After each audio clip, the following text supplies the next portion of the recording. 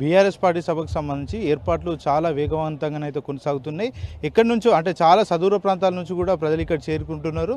చాలా పెద్ద ఎత్తున కూడా మరి వాళ్ళకి సంబంధించి సౌకర్యాలు కూడా ఏర్పాటు చేస్తున్న తరుణం మనం చూడొచ్చు. ప్రస్తుతం మనతో పాటు ఈ వివరాలు కూడా తెలపడానికి మనకు అందుబాటులో వరంగల్ డిప్యూటీ మేయర్ సయ్యద్ మసూద్ గారు అందుబాటులో ఉన్నారు. మాట్లాడించే ప్రయత్నం చేద్దాం. చాలామంది కూడా రాబోతున్నారు, చాలా రష్ కనబడబోతుంది. మరి వాళ్ళందరికీ సంబంధించి కూడా పూర్తి మొత్తంలో సౌకర్యాలు కూడా చేస్తున్నారు.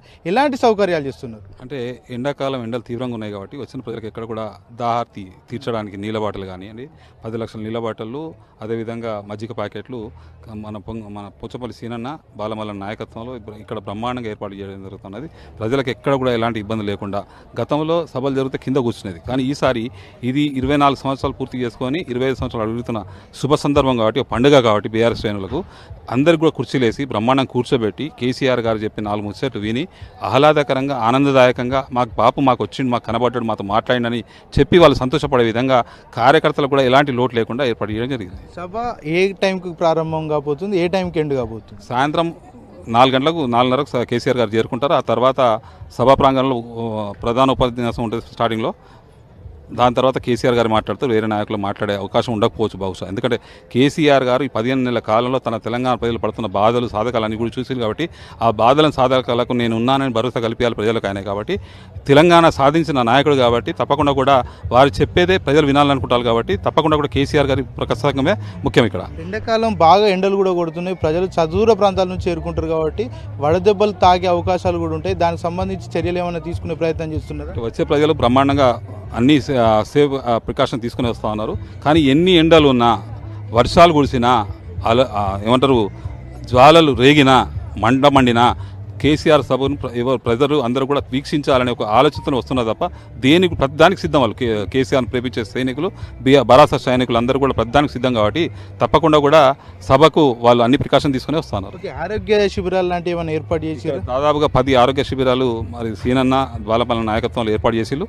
తప్పకుండా కూడా ఏమైనా ఎమర్జెన్సీ ఉంటే ఆ ఎమర్జెన్సీకి కొన్ని వెహికల్స్ కూడా పెడతాను. వెహికల్స్లలో ఈసీజీ లాంటి టెక్నాలజీ యూజ్ చేసుకొని దాని ద్వారా ప్రజలకు ఎలాంటి ఇబ్బంది కలగకుండా వచ్చిన ప్రజలు సురక్షంగా వారి ప్రదేశాలకు వెళ్ళేటట్టు ఎక్కడ కూడా వాళ్ళ ఆరోగ్యరీత సమస్య రాకుండా కూడా ఏర్పాటు చేస్తా ఉన్నారు. చాలా మందికి కుర్చీలు ఏర్పాటు చేసినామని చెప్తున్నారు. ఎన్ని కుర్చీలు అయి ఉంటాయి మొత్తం పూర్తి? చూడండి, మీరు సభారంగం చూపెట్టండి ఒకసారి. ప్రతి కాడ కుర్చేసి, ప్రతి కార్యకర్త కూడా కుర్చేసిళ్ళు. విఐపి గ్యాలరీ, విఐపి గ్యాలరీ, ఆ తర్వాత కార్యకర్తలు కూడా కుర్చీలు వేసిళ్ళు. అది ఇక్కడ ఎందుకంటే భరాసా అనేది భరోసా పార్టీ ప్రజలకు భరోసా కాబట్టి ఎక్కడ కూడా ఎలాంటి లోటు లేకుండా బ్రహ్మాండమైన ఏర్పాట్లు ఇక్కడ చేయడం జరిగింది. చాలా మంది పార్టీలు మారారు. బీఆర్ఎస్ పార్టీ నుంచి అధికార పార్టీలో ఉన్నటువంటి కాంగ్రెస్ పార్టీలో అయ్యారు. వాళ్ళు నిజంగా మరి కొంతవరకు ప్రాధాయపడుతున్నారా? పార్టీ ఉత్తగమానం ప్రజలు ఇంత ఆకర్షణ అంతా కూడా బీఆర్ఎస్ వైపు ఉందని రక్తపు కన్నీరు ఏడుస్తా ఉన్నారు. రక్తపు కన్నీరు ఎందుకన్నా కాంగ్రెస్ జాయిన్ చేసినామా? ప్రజల్లో ఇంత తొందరగా అంటే గతంలో రాజకీయ పార్టీలు ఏదన్నా కూడా 3 సంవత్సరాలు పరిపాలించిన తర్వాత కొద్దిగా వ్యతిరేకత వస్తుంది. కానీ ఈ సన్యాసి రేవంత్ రెడ్డి పరిపాలన స్టార్ట్ చేసిన తర్వాత స్టార్ట్ చేసిన వారం రోజులకే వ్యతిరేకత స్టార్ట్ అయింది. ఇవాళ నేను కాదు, టోటల్ మీడియా సంస్థలు కూడా చెప్తా ఉన్నాయి. ఎక్కడ కూడా చెప్పిన హామీ ఏది కూడా అమలు పరచకుండా అన్నీ మైమరిచి 6 గ్యారెంటీలు చెప్పి ఒక్క గ్యారెంటీ కూడా అమలు చేయకుండా ఆడపిల్లను ఏడిపించుకుంటూ అవతాతలను ఏర్పించుకుంటూ ఇవాళ టోటల్గా కూడా సర్వనాశనం తెలంగాణ రాష్ట్రాన్ని మళ్ళీ మొదటి స్థాయికి తీసుకొచ్చిండు. దేని కొరకైతే కొట్లాడినామో ఆ పరిస్థితిని వాళ్ళకి రేవంత్ రెడ్డి తీసుకొచ్చిండు. మళ్ళీ పోరాటం స్టార్ట్ చేయాల్సిన అవసరం ఉన్నది కాబట్టి ప్రజలను సమాయత్తం చేసుకొని తప్పకుండా కూడా 3 సంవత్సరాలు పోరాటం చేస్తాం. మళ్ళీ రాబోయే రోజులు 100% భరాసా పార్టీయే.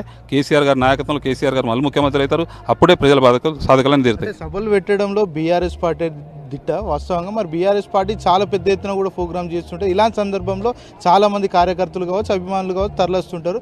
ఆ నేపథ్యంలో భాగంగా రోడ్ల మీద చాలా వరకు ట్రాఫిక్ అంతరాయాలు కూడా ఏర్పడతాయి.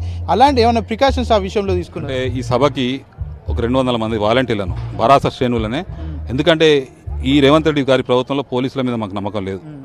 కావాలని చెడగొట్టే ప్రయత్నాలు జరుగుతాయి తప్ప మాకు మేలు చేసే కార్యక్రమం ఉండదు కాబట్టి భరాసా శ్రేణులను వాలంటీర్లు పెట్టుకున్నారు.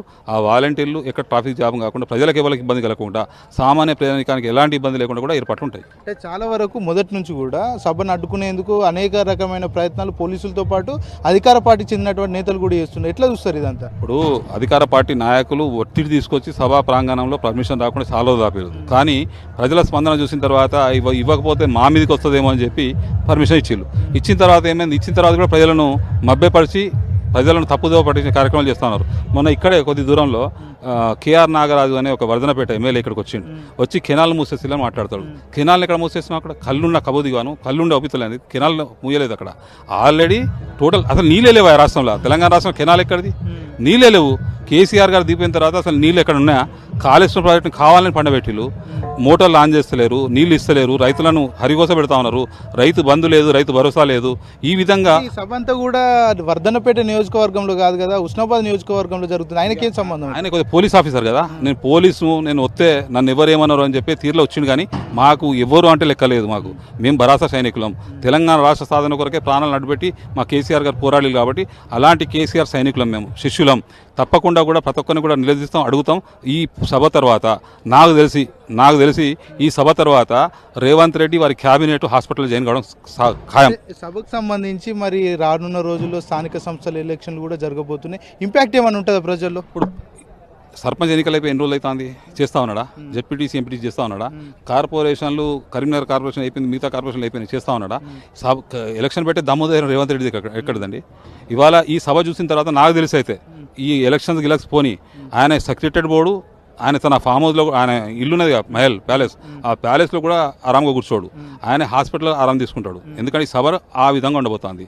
కేసీఆర్ గారు మాట్లాడే ఒక్కొక్క మాట రేవంత్ రెడ్డి గుండెలు దిగాలి. ప్రజలకు చేసిన మోసం అంతా ఇంత కాదండి. ప్రజలు ఇవాళ నానా గోసపడుతున్నారు, హరి గోసపెడుతున్నారు ప్రజలు. సామాన్య ప్రజానికాన్ని అడగండి మీరు, ప్రజలు ఏ విధంగా గోసపడతారు? చాలా మంది మహిళలతో పాటు వృద్ధులు కూడా ఇక్కడికి తరలి వచ్చే ప్రయత్నం చేస్తున్నారు. అభిమాన్ నాయకుడు కేసీఆర్ ప్రసంగం వినాలని తాతాలాడుతున్నారు. మరి వాళ్ళకి సంబంధించి కూడా ఏమైనా ప్రికాషన్స్ తీసుకుంటున్నారా? ప్రికాషన్స్ అన్నీ ఉన్నాయండి. సభ కూడా సార్ ఆలోచించే ఈవినింగ్ అవర్స్ పెట్టిండు. ఎండలు బాగున్నాయి, అంటే ముసలి వాళ్ళు, పెద్దల మనుషులు అందరూ కూడా వస్తారు కాబట్టి సభ సాయంత్రం పూటనే పెట్టాలని పెడతా ఉన్నారు. కాబట్టి ఎలాంటి ఆటంకం అనేది ఉండదు సభకు. ప్రజలకు కూడా మనకి సాయంత్రం అంటే 4 గంటల తర్వాత టోటల్గా కూడా కూల్గానే ఉంటుంది వ్యవస్థ, కాబట్టి బాగానే ఉంటుంది. సభకు సంబంధించి 10 లక్షల మంది జనాలు తరలి వచ్చే అవకాశాలు ఉన్నట్టు కూడా బీఆర్ఎస్ నేతలు చెప్తున్నారు. అంతకుమించి ఎక్కువ అవకాశాలు ఉన్నట్టు కూడా చాలా మంది కూడా బయట అనుకుంటున్నారు. నిజానికి ఎంతవరకు రావచ్చు అనుకుంటున్నారు? 10 లక్షలు అనేది మా అంచనా, కానీ అంచనాను మించిపోతుంది. మా బీఆర్ఎస్ శ్రేణులు వస్తలేరు. మాకున్నది రాష్ట్రంలో 60 లక్షల మంది సైనికులు ఉన్నారు బీఆర్ఎస్, కానీ బీఆర్ఎస్ శ్రేణులు పాల్గొంటలేవు ఈ సభలో. ఈ సభలో సామాన్య ప్రయాణికం కూడా పాల్గొనబోతా ఉన్నది. ఎందుకంటే సామాన్య ప్రయాణికానికి అర్థమైపోయింది. గత 10 సంవత్సరాల పరిపాలన, 9.5 సంవత్సరాల పరిపాలన కేసీఆర్ గారిది చూసిళ్ళు, ఇవాళ 15 నెలల పరిపాలన రేవంత్ రెడ్డి చూసిళ్ళు. రేవంత్ రెడ్డిని కనుక కేసీఆర్ కనుక బేరీ చేసుకుంటే కేసీఆర్ గారు నా భూతో నా భవిష్యత్తు అన్నట్టు అలాంటి పరిపాలనను చూపెట్టింది. కాబట్టి ఇవాళ వాళ్ళు ఏం మాట్లాడతారు, ఏం చెప్తారు, ఏం డైరెక్షన్ ఇస్తారు మాకు, ఈ లంగనాచి ప్రభుత్వం నుండి మమ్మల్ని ఎట్లా కాపాడుతాడు కేసీఆర్ గారు అని చెప్పి ప్రజలు రావడానికి తహతహలాడుతున్నారు, ఉత్తురుతాగా ఉన్నారు. తప్పకుండా కూడా 10 లక్షలు దాటుతుంది. ప్రస్తుతం మనతో పాటు అందుబాటులో బీఆర్ఎస్వి రాష్ట్ర ప్రధాన కార్యదర్శి ఫరీజ్ ఉన్నారు. మాట్లాడించే ప్రయత్నం చేద్దాం. చెప్పండి, ఏర్పాట్లు చాలా పెద్ద ఎత్తున కొనసాగబోతున్నాయి. ఏదైతే బీఆర్ఎస్ అభిమానులు కావచ్చు, బీఆర్ఎస్ శ్రేణులు కావచ్చు, పూర్తి మొత్తంలో ఏదైతే అభిమాన నాయకుడు కేసీఆర్ సంబంధించి ప్రసంగం వినడానికి చాలా వరకు ఆసక్తి కనబరుస్తున్నారు. పూర్తి మొత్తంలో చూస్తే ఏమనిపిస్తుంది? ఇవాళ మనం పరిస్థితి చూసుకుంటే టీఆర్ఎస్ పార్టీ, బీఆర్ఎస్ పార్టీకి కానీ లేకపోతే వరంగల్ నగరానికి ముందు నుంచి అభిమానం ఉన్నది. ముఖ్యంగా ఇట్లాంటి పెద్ద సభలు ఎప్పుడు జరిగినా కూడా వరంగల్ నగరంలోనే కేసీఆర్ గారిని ఎంచుకోవడం, ఇక్కడే జరగడం జరుగుతుంది. 2001 నుంచి 2002 నుంచి కూడా ఇక్కడ జరగడం జరుగుతుంది. గతంలో మహాగర్జన కూడా ఇక్కడే జరిగింది. దాని తర్వాత ప్రగతి నివేదన సభ జరిగింది. ఇవాళ అదే స్థాయిలో దాదాపు 10 లక్షల మందితోటి ఇవాళ వరంగల్ నగరంలో జరగబోతుంది. కాబట్టి ఇది చాలా గ్యాప్ తర్వాత ఇంత పెద్ద సభ టీఆర్ఎస్ పార్టీ జరుపుకోవడం పోతుంది. కాబట్టి సహజంగానే మా కార్యకర్తల్లో కానీ బీఆర్ఎస్ శ్రేణుల్లో ఉత్సాహం ఉన్నది. అందులో మా బీఆర్ఎస్ అధినేత కేసీఆర్ గారు చాలా రోజుల తర్వాత ఇవాళ వచ్చి పబ్లిక్లో అందరి ముందు వారి సందేశం ఇస్తున్నారు. కాబట్టి దాని మీద ఉత్కంఠ కూడా ఉన్నది. ఎందుకంటే ఈరోజు మనం చూస్తుంటే కాంగ్రెస్ పార్టీ విఫలమైన తర్వాత వాళ్ళ 6 గ్యారెంటీలు కానీ 420 హామీల మీద ప్రతి విషయంలో విఫలమైపోయిన తర్వాత ప్రజల్లో కూడా ఒక ఉక్రేషం ఉన్నది. అరే మేము నమ్మి మోసపోయి అలా గోసపడుతున్నాం. కాబట్టి అటువంటి తరుణంలో ఇవాళ కేసీఆర్ గారు వచ్చి ఇక్కడ వాళ్ళు సంభాషణ, వాళ్ళు ఇవాళ సందేశం ఇస్తున్నారు. కాబట్టి దాని మీద ఉత్కంఠ ఉన్నది. దానికి తగ్గట్టుగానే ఇవాళ సహజంగానే బీఆర్ఎస్ పార్టీ సమావేశాలు లేకుంటే ఏ పార్టీ సమావేశాలు అనుకున్నా కూడా పార్టీ కార్యకర్తలు శ్రేణులు వస్తుంటారు. కానీ ఇక్కడ సహజంగా స్వచ్ఛందంగా పబ్లిక్లు కొన్ని చోట్ల మనం చూస్తున్నాం. ఎమ్మెల్యేలు, మాజీ ఎమ్మెల్యేలు గ్రామాల్లో పోతుంటే మహిళలు మేము కూడా వస్తాం, మాకు కూడా బస్సులు ఏర్పాటు చేయండి, లేకుంటే ట్రాన్స్పోర్టేషన్ ఏర్పాటు చేయండి. చాలా చోట్ల నుంచి మనకు సూర్యాపేట తదితర దూర ప్రాంతాల నుంచి ఎడ్ల బండ్లు కట్టుకొని రైతులు వస్తున్నారు స్వచ్ఛందంగా. ఇక్కడ పబ్లిక్ స్వచ్ఛందంగా జనాలు లేకుంటే ఎవరైతే కామన్ మ్యాన్ ఉన్నారో, కామన్ పబ్లిక్ ఉన్నారో వాళ్ళే మేమే ఇది మా సభ, ఇది ఎందుకంటే మా హక్కుల కోసం కొట్లాడే సభ, మా హక్కుల కోసం కేసీఆర్ గారు మాట్లాడే సభ, మేము ఎక్కడైతే బాధపడుతున్నాం మా బాధలు చెప్తారు కావచ్చు అనే ఉద్దేశంతో కేసీఆర్ గారి కోసం, కేసీఆర్ ప్రసంగం వినడం కోసం కామన్ మ్యాన్ ఎవరైతే ఉన్నారో వాళ్ళందరూ వస్తున్నారు. కాబట్టి దానికి తగ్గట్టుగానే ఏర్పాట్లన్నీ చేస్తున్నారు. దాదాపు ఇక్కడ 10 లక్షల పైచీలకు మంది కూర్చునేటట్టు, ఈ సభలో పాల్గొనేటట్టు, కేసీఆర్ గారి సందేశం స్వచ్ఛందంగా ఎటువంటి ఇబ్బంది లేకుండా వినేటట్టు ఇక్కడ ఎల్ఈడి 300 పైన ఎల్ఈడి స్క్రీన్లు సంబంధించి ప్రజలంతా ప్రభుత్వం మీద వ్యతిరేకతతో వస్తున్నారా, లేకపోతే కేసీఆర్ మీద అభిమానంతో వస్తున్నారు? కేసీఆర్ గారి మీద అభిమానము, దానికి వ్యతిరేకత ఇంకొంచెం తోడైపోయింది. కేసీఆర్ మీద అభిమానంతో కార్యకర్తలు అందరూ సహజంగా ఎప్పుడు వస్తారు. ఇక్కడ ఎప్పుడు మేము ప్రభుత్వంలో ఉన్నా కూడా ఇంత పెద్ద సభలు జరిగినాయి. ప్రగతి నివేదన ఇక్కడే పక్కనే వరంగల్ నగరంలో అటు పక్కన జరిగింది. ఈసారి కామన్ మ్యాన్లో కూడా ఇంకా ఉక్రోషం ప్రభుత్వ వ్యతిరేకత దానికి తోడైపోయేసరికి ఇంకా ఎక్కువ దాన్ని అధికల్పుతుంది. ఎప్పుడు కూడా ఒక రాజకీయ పార్టీ ఒక సభ జరుగుతుంది అంటూ ఉంటే ఆ జిల్లాలో, ఆ గ్రామాలలో, లేకుంటే కామన్గా పార్టీ శ్రేణుల్లో దాని మీద చర్చ ఉంటుంది. కానీ ప్రతి ఊర్లో ప్రతి కామన్ మ్యాన్ ఇద్దరు ఇక్కడ ఏ ఛాయ్ దగ్గర నలుగురు, తెలంగాణలో ఏ పల్లెలో, ఆదిలాబాద్ నుంచి అలంపూర్ వరకు ఏ పల్లెలో నలుగురు ఛాయ్ దగ్గర కలిసినా, లేకుంటే పొద్దున్న ఎక్కడైనా కలిసినా వాళ్ళ దగ్గర చర్చ ఏమైనా జరుగుతుందంటే ఓన్లీ బహిరంగ సభ చర్చ అవుతుంది. ఎందుకంటే కేసీఆర్ ఏం మాట్లాడతారు అక్కడ, ఎట్లా ఒకవేళ పోవాలనుకుంటే ఎట్లా, మరి మనకి ఏర్పాట్లు జరుగుతున్నాయి, లేకుంటే స్వచ్ఛందంగా మనం ఎట్లా పోదాం, బస్సులు పట్టుకుని వద్దామా, ట్రాక్టర్లలో వద్దామనేది స్వచ్ఛందంగా ఇదే జరుగుతుంది. కాబట్టి రేవంత్ రెడ్డికి సంబంధించి ముఖ్యమంత్రిగానే కాకుండా హోంశాఖ, విద్యాశాఖ కూడా ఆయన పరిధిలోనే ఉన్నాయి. దానిలో చాలా వరకు కూడా ఇబ్బందులకు గురవుతున్నారు ప్రజలు. ఇటు హోంశాఖ విధంగా చూసుకుంటే ఇబ్బందులకు గురవుతున్నారు, విద్యాశాఖలో కూడా చాలా వరకు విఫలమవుతుంది ప్రభుత్వాన్ని వారే స్వయంగా చెప్తున్నారు. ఎట్లా చూస్తారు ఇదంతా? ఇది వాళ్ళ ప్రభుత్వం అన్ని రంగాల్లో విఫలమవుతున్నది, ఒక రంగం కాదు. అతి ముఖ్యంగా విద్యాశాఖ. ఎందుకంటే నేను విద్యార్థి నాయకుడికి నేను చెప్తున్నాను, గురుకులాలు గతంలో ఎన్నడూ లేని విధంగా విద్యార్థులకు న్యాయమైన విద్యుత్ కార్పొరేట్ స్థాయిలో విద్య ఏర్పాటు చేయాలి. ఒక్కొక్క విద్యార్థి మీద 1,80,000 నుంచి 1,20,000 ఖర్చు పెట్టుకుంటా దాదాపు ఆ మైనార్టీలకు 200, బీసీలకు 210 ఇట్లా గురుకుల ప్రతి వర్గానికి గురుకులాలు ఏర్పాటు చేసుకుంటూ పోయారు. ఆ గురుకులాలలో ఇవాళ చూసుకుంటే దయనీయస్థితి. ఇవాళ పొద్దున్న పేపర్ చూసినా కూడా ఒక గురుకుల విద్యార్థిని ఆత్మహత్య. గురుకులాల్లో ఎంత ఘోరమైన పరిస్థితి. గరకలను 2 నెలల క్రితం మేము గురుకుల బాట అని చేరిపోతే నేను ఆదిలాబాద్ జిల్లా ఇన్ఛార్జ్గా నేను పోయినా. అక్కడ ప్రతి కళాశాల మేము వెళ్తుంటే గురుకుల పాఠశాలకు రానియకుండా పోలీసులను పెట్టాడుకోవడం. ఆ పోలీసులకు వేరే పని ఏం లేదని అనుకుంటే ప్రతి దగ్గర వాళ్ళు విద్యలో విఫలమైపోతున్నారు. పాపం గురుకుల నాణ్యమైన విద్య ఇవ్వడంలో కనీసం సౌకర్యాలు, భోజనం మంచి ఏర్పాటు, వాళ్ళకి మెడికల్ ఫెసిలిటీస్, ఆఖరికి మంచి నీళ్ళు కూడా మంచిగా ఇవ్వలేని, స్నానం చేసే నీళ్ళు కూడా ఇవ్వకుండా ఇన్ఫెక్షన్ ఉన్న బాడీ మొత్తం ఇన్ఫెక్షన్ వచ్చిన విద్యార్థులు చాలా మంది ఉన్నారు. విద్యార్థులందరినీ కూడా కడుపులో పెట్టుకుని చూసుకుంటా అని ముఖ్యమంత్రి రేవంత్ రెడ్డి అనేక సందర్భాలు చెప్పిండు. 24 గంటలు అంటే ఖచ్చితంగా నేనే ఫుల్ టైం మినిస్టర్ అని కూడా చెప్పిండు కదా. ఇలాంటి సందర్భంలో ఇంతమంది విద్యార్థులు చనిపోతే రేవంత్ రెడ్డి ఎందుకు దీని మీద దృష్టి సాధించలేకపోతున్నారు? విద్యార్థులను కడుపులో పెట్టుకోవడం కాదు, విద్యార్థుల కడుపు కొడుతున్నాడు ఇవాళ రేవంత్ రెడ్డి. ఎందుకంటే ఆయన పాపం 24 గంటలు విద్యార్థుల గురించి ఆలోచించాడు. ఆయన కుర్చీ కాపాడుకోవడం కోసం ఆయన నేను లేస్తా ఎవడొచ్చి కూర్చుంటాడనే భయంలో ఆయన ఉన్నాడు. వారం తిరిగిందా లేదా ఢిల్లీ పోయి అటెండెన్స్ వేసుకోవాల్సిన పరిస్థితి ఆయనకు. కాబట్టి ఆయన ఈ విద్యాశాఖ ఏమున్నది, అలా హైదరాబాద్లో ల్యాండ్ ఆర్డర్ చూస్తున్నాం మనం, ఎన్ని గొడవలు అవుతున్నాయి, ఎన్ని మర్డర్లు అవుతున్నాయి. ఒకసారి మనం చూసుకుందాం గత 10 సంవత్సరాలు ఎన్ని జరిగినాయి. ఈ సంవత్సరం మొత్తం అది స్వచ్ఛంద పబ్లిక్లో వచ్చి ఈ మర్డర్లు జరుగుతున్నాయండి. ఎవరికైనా అది ఉందా భూమి కబ్జాలు, లేకపోతే ఇవాళ లా అండ్ ఆర్డర్లో విఫలమైపోయింది. విద్యార్థులు ఇంత విఫలమవుతుంటే కేంద్ర రక్షణ శాఖ సహాయ మంత్రి బండి సంజయ్ ఎందుకు పట్టించుకోలేదు? కేవలం రాజకీయాలే మాట్లాడుతున్నాడు. ఇక బండి సంజయ్ గురించి పాపం ఆయన ఏం మాట్లాడాలా? ఏదో అడ్డి మార్గుడి దెబ్బల మంత్రి ఆయన ఎంపీ ఆయన గురించి ఏం మాట్లాడతాం? మరి మొన్న దేశ వ్యవస్థలో అంత పెద్ద చాలా దుర్మార్గమైన పరిస్థితి, అక్కడ పహల్గాంలో అంత పెద్ద ఇన్సిడెంట్, మరి కేంద్ర రక్షణ సహాయ మంత్రి ఏడున్నాడు, మన మంత్రి ఏడున్నాడు? మరి ఇక్కడ నుంచి ఉన్నాడు కదా. తెలుగు రాష్ట్రంలో పాపం ఆంధ్ర నుంచి చాలామంది పోయి అక్కడ ఉన్నారు, వేరే దగ్గర నుంచి ఉన్నారు, వాళ్ళ దగ్గర పోయిండా? మరి పాపం అమిత్ షా ఆయన పోయినాడు మాట్లాడుతాం. మరి ఇక్కడ ఒకసారి మీడియా ముందుకు వచ్చి మరి ఇక్కడ ఏం జరుగుతుందో, మరి తెలుగు ప్రజలు కూడా ఆడేవారైనా ఉన్నారు, అక్కడ ఉన్న వాళ్ళని తెప్పించుకోవడం కోసం అక్కడ వేరే సరే అక్కడ క్షత్రగాచుల్లో లేకపోయినా వేరే అక్కడ పోయి భయభ్రాంతుల గురించి వాళ్ళతో మాట్లాడి వాళ్ళని వాపస్ తెప్పియడం ఏదో ఉందా? అసలు ఎక్కడున్నాడు ఆయన ఏదో పాపం ఎందుకు వచ్చింది? ఆయన పార్లమెంట్లో ప్రశ్న అడిగితే పాస్ అనుకునేట ఆయన ఏం మాట్లాడతాడని దీని మీద. అందుకోసమే ఆయన ఇవాళ క్లియర్గా అర్థమైపోయినది. అటు జాతీయ స్థాయిలో బీజేపీ పార్టీ కానీ, ఇటు రాష్ట్రంలో కాంగ్రెస్ పార్టీ కానీ రెండు కూడా విఫలమైపోతున్నాయి ప్రతి విషయాలలో, చాలా విషయాలలో అవుతున్నాయి. కాబట్టి డెఫినెట్లీ అందుకోసమే ఇవాళ కేసీఆర్ గారి సభ, కేసీఆర్ గారి దానికి పబ్లిక్లో ఉత్కంఠ ఆసక్తి ఉన్నది. ఇది ముమ్మాటికి మాకు 100% విశ్వాసం ఉంది. గతంలో ఎట్లయితే మహాగర్జన ప్రగతి నివేదన సక్సెస్ అయినాయో అదేవిధంగా 10 లక్షలకు పై చిలుకు పబ్లిక్ ఇక్కడ అటెండ్ అయ్యి ఈ సభ సక్సెస్ అయ్యేదని 100% మాకు నమ్మకం ఉన్నది. తెలంగాణలో చూసుకుంటే పూర్తి మొత్తంలో బీఆర్ఎస్ పార్టీ కావచ్చు, కాంగ్రెస్ పార్టీ మీద ప్రజలు అసహించుకుంటున్నారు, వాళ్ళ పాలన కూడా చూసి చీకొడుతున్నారు. అల్టిమేట్గా ఉన్నది బీజేపీ పార్టీ రానున్న ఎన్నికల్లో ఖచ్చితంగా విజయం సాధిస్తారని చెప్తున్నారు.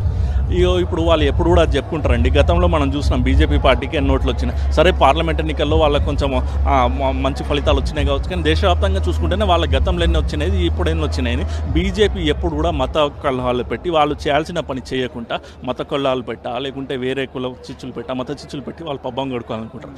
ఈరోజు మరి చూసుకుంటే బీజేపీ పార్టీ అంత పబ్లిక్ అంత యాక్సెప్ట్ అది ఉందంటే ఈరోజు వాళ్ళే కుర్చీలు వాళ్ళ అధ్యక్షుడి కోసం ఇన్ని రోజుల నుంచి కొట్లాడుకుంటారు. కాబట్టి వాళ్ళకు ఒకటే ఏంటంటే వాళ్ళలో కుమ్ములాటలు ఎక్కువైపోయినాయి. కాబట్టి వాళ్ళ పబ్లిక్లో BJP is leaders party without cadre. అందుకోసమే రేపు రాబోయే స్థానిక సంస్థల్లో బీజేపీ పరిస్థితి ఏముందో తెలిసిపోతుంది. కాబట్టి అది ఎట్లా అంటే వాపును చూసి బల్బ్ అనుకుంటాను వాళ్ళు. అది ఏ రోజైనా పగిలిపోయేది. కాబట్టి ఎప్పుడైనా బుగ్గ పెరుగుతుంది ఒకసారి పగిలిపోతుంది చిన్న గాలి తాగుతుంది. కాబట్టి రాబోయే స్థానిక సంస్థల ఎన్నికలు ఆ బీజేపీ పార్టీకి ఆ చిన్న పిన్ లాంటి ఆ బుగ్గ పగిలిపోతుంది. కాబట్టి దాని గురించి మనం పెద్ద చర్చించుకోవాల్సిన అవసరం లేదు ఈరోజు. ఎందుకంటే సరే బీజేపీ వాళ్ళది ఉంది, ఇవాళ మనం చర్చించాల్సింది ఏమైనా ఉంది అంటే కాంగ్రెస్ పార్టీ అధికారంలో వాళ్ళు ఏవైతే 6 హామీలు ఇచ్చి 6 గ్యారెంటీలు 420 హామీలు ఇచ్చి అధికారంలోకి వచ్చిండ్రో అవి ఏవి నెరవేర్చకుండా ఇవాళ చూస్తున్నాం. ఇవాళ మేము హైదరాబాద్ నుంచి ఇక్కడ వస్తుంటే ఎండాకాలం ఎప్పుడు కూడా అలుగులు పారేటి వాగులు కూడా ఇవాళ ఎండిపోయి ఉన్నాయి. ఎందుకు నీళ్లు లేవా అంటే అక్కడ గోదావరిలో కాళేశ్వరం వాళ్ళు వాంటెడ్లీ కాళేశ్వరంని ఎండగట్టి ఇవాళ ప్రజలకు రైతుల నోట్ల మట్టి పదే విఫలమవుతుంది. ప్రతి సమయంలో కూడా ఏ అంశంలో కూడా ప్రతిసారి కూడా విఫలమవుతుంది. ప్రతిపక్షాలను కూడా తట్టుకోలేకపోతుంది. వాళ్ళు ఏదో నిజంగానే పబ్లిక్ ఏమైనా చేయాలనే ఉద్దేశంతో ఒక విజన్ తోటి అధికారంలోకి వచ్చుంటే ఏమైనా ఉండే. వాళ్ళు ఏదో అడ్డిమారుగుడి దెబ్బలు ఏదో చిన్న పొరపాట్ల వల్ల వాళ్ళ అధికారంలో ఆయన కూడా అనుకోలేదు కావచ్చు ఆయన ముఖ్యమంత్రి అవుతామని. అయిన తర్వాత దాంట్లో ఎంతమంది మంత్రులు ఉన్నా వాళ్ళందరూ మంత్రులు కారణాలు కూడా ఇవాళ ముఖ్యమంత్రి కావాలని కలలు కంటున్నారు. కాబట్టి ముఖ్యమంత్రికి 24 గంటల కుర్చీ కాపాడుకోవడం మీద ధ్యాస ఉంటుంది, కానీ పబ్లిక్ మీద ఏడు ఉంటుంది. ఏదైనా వచ్చింది అనుకోండి ఆయనకి ఎట్లా చేయాలో ఏమైనా చేయాలో దూరదృష్టి ఉంటే కదా. మరి ఎండాకాలం వస్తుంది, ఎండాకాలం నీళ్ళు ఎట్లా వేయాలా. ఇలా చూసుకుంటే ట్యాంకర్లు గతంలో 10 సంవత్సరాలు ఎప్పుడు కూడా చూడలేదు ఇంతగానో ట్యాంకర్లు ఇవ్వాలి. ట్యాంకర్ల కోసం కొట్లాడకుండా కొన్ని చోట్ల 2-3 రోజులకు ఒకసారి ట్యాంకర్లు వస్తున్నాయి హైదరాబాద్ లాంటి పట్టణంలో. ఇట్లాంటి పరిస్థితి ఉండగా వాళ్ళు ఏం చేస్తారండి. కాబట్టి వాళ్ళకి ఎంతసేపు వాళ్ళు కుర్చీ చేసుకున్నా ఇక్కడ భూమి అమ్ముదామా, అక్కడ భూమి అమ్ముదామా, ఎట్లా డబ్బులు సంపాదిద్దాం, లేకుంటే ఇక్కడ కాంట్రాక్టర్ దగ్గర నుంచి అది చేద్దామా, ఇక్కడ ఇది చేద్దామా, ఇంట్లో కల్తీ చేద్దామా అన్నట్టే ఉన్నది. కానీ అరే పబ్లిక్కి ఈ పథకం పెడదాము, ఈ పథకం అమలు చేద్దాము, ఫలానా పథకం అన్నామా అమలు అవుతుందా లేదా, రివ్యూలైనా జరుగుతున్నాయి అండి సెక్రటేరియట్లో. ముఖ్యమంత్రి రివ్యూలో ఒక పథకం మీద రివ్యూ చేసి ఎన్ని రోజులు అయితే మీరు మీడియాలో ఉన్నారు, మీరు చెప్పండి మీకు ఎప్పుడైనా కనిపించింది ముఖ్యమంత్రి రివ్యూ చేసుకుంటే ఒక పథకం మీద?